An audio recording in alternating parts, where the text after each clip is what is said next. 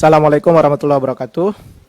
Rekan-rekan anggota yang saya hormati, Bapak Kepala BNPB, Kepala BMKG, dan Kepala Pelaksana BPWS.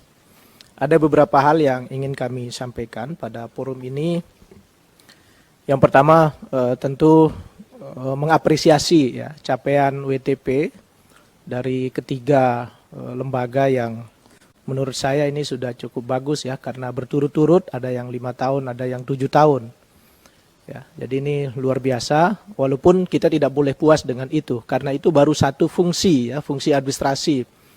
Artinya dalam hal laporan keuangan, tugas kita anggap sudah selesai, maka kita fokus kepada kegiatan itu sendiri. Gitu. Jadi fungsi pelaksanaannya, bukan fungsi administrasinya.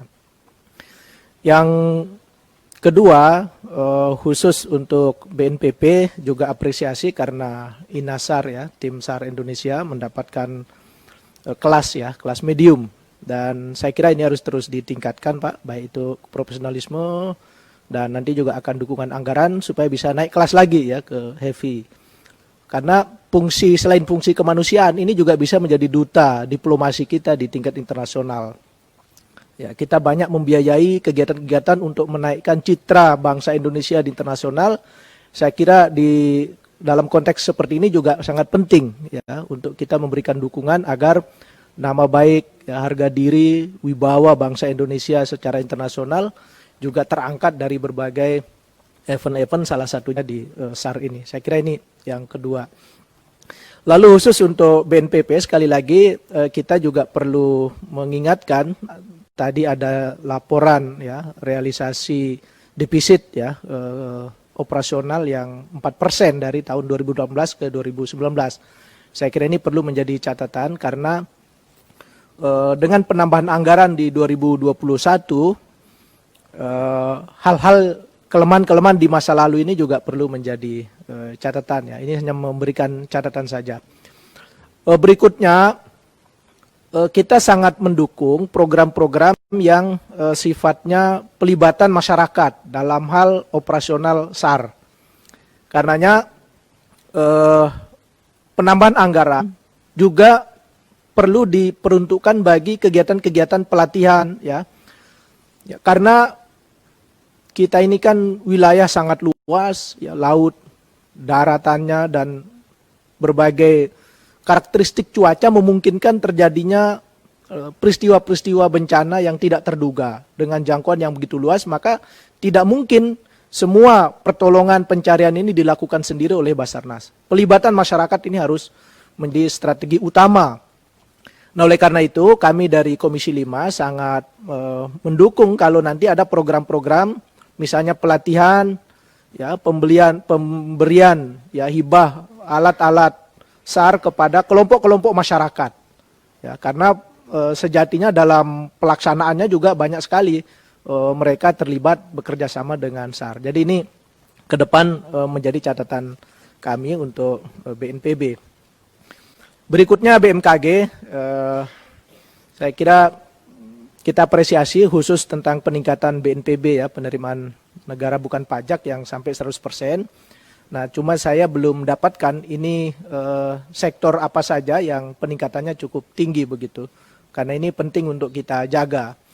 Ya, walaupun fungsinya bukan fungsi penerimaan sebagai utama, tapi juga cukup signifikan kalau setiap lembaga itu bisa meningkatkan PNPB-nya. Kemudian yang kedua untuk BMKG, tadi sudah ditanyakan oleh Pak Bob, apa faktornya? Apakah faktornya internal dari lembaga sendiri, kenapa program yang harusnya tahun 2019 itu tidak terlaksana dari loan, ataukah memang faktor dari sana? Karena ini juga menyangkut reputasi, kita meminjam dana dari pihak lain, tetapi kalau penyebab molornya itu karena kita, ini juga akan menurunkan reputasi kita, kepercayaan pemberi donor kepada kita. Tapi kalau penyebabnya karena pemberi donor misalnya, schedule-nya, ya ini tentu tidak menjadi masalah, ya, tinggal kita ini perlu disampaikan Bu terkait dengan. Lalu berikutnya adalah terkait dengan strategi karena peningkatan beban operasional akibat kenaikan aset yang tidak saja akibat reevaluasi nilai, tapi juga karena memang beban operasional rutin ini meningkat.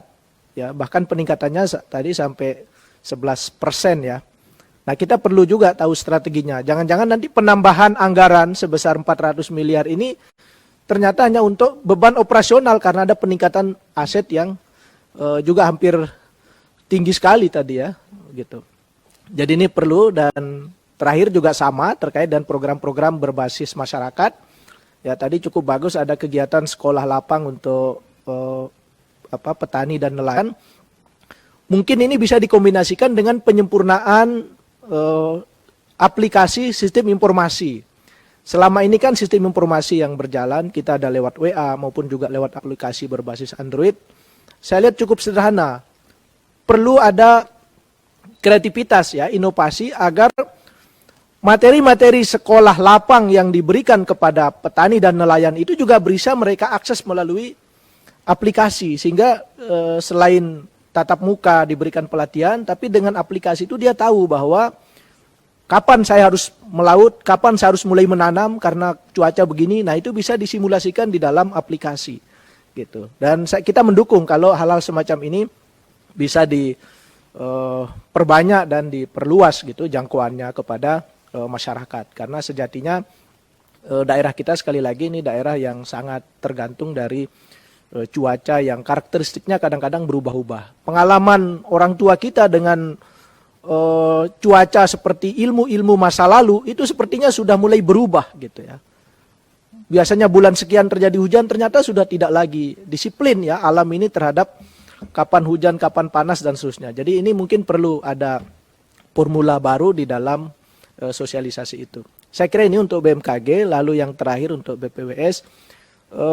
Kita agak susah untuk serius membahas BPWS ini, mohon maaf Pak, karena pemerintah sendiri sampai saat ini tidak membuat status ya kepala ini menjadi definitif gitu.